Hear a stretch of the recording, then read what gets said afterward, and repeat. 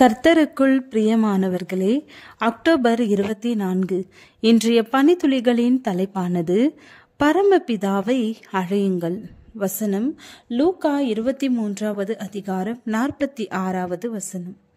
இயேசு, பிதாவே, உம்முடைய கைகளில் என் ஆவியை ஒப்புவிக்கிறேன் என்று மகா சத்தமாய் கூப்பிட்டு சொன்னார்.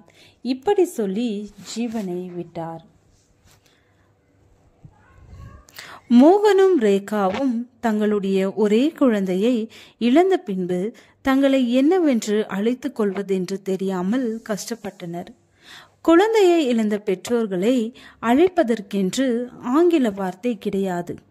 கணவனை இழந்த மனைவியை விதவை என்றும் கூறலாம். மனைவியை இழந்த கணவரை அழைப்பதற்கும் ஆங்கிலத்தில் வார்த்தை உண்டு. பெற்றோரை இழந்த குழந்தையையும் அனாதை என்று அழைப்பார். பிள்ளையை இழந்த இந்த பெற்றோர்கள் ஆழ்ந்த மனவேதனையில் இருந்தனர்.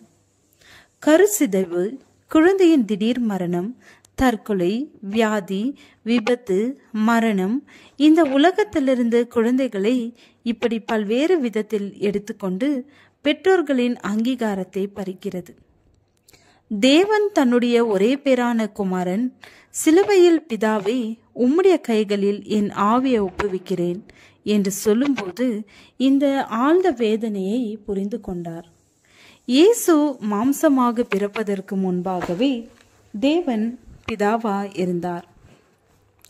இயேசு தன் கடைசி மூச்சை விடும் வரைக்கும் பிதாவாகவே இருந்தார்.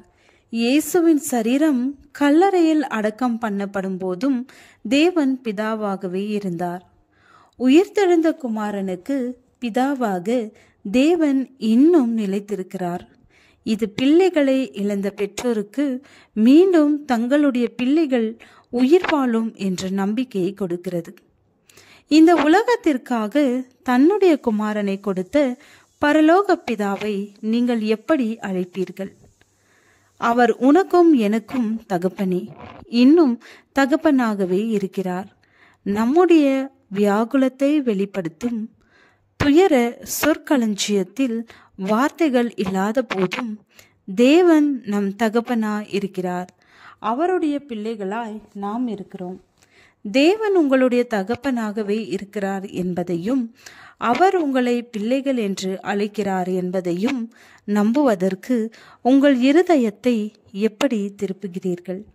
அவரை அழையுங்கள், அவர் உங்களுக்காக தீர்வை தருவார். ஜெபம். பரலோக பிதாவே, எங்கள் தகப்பனாய் இருப்பதற்காகவும் உம்முடைய பிள்ளையாய் ஏற்றுக்கொண்டதற்கும் நன்றி. ஆமென்.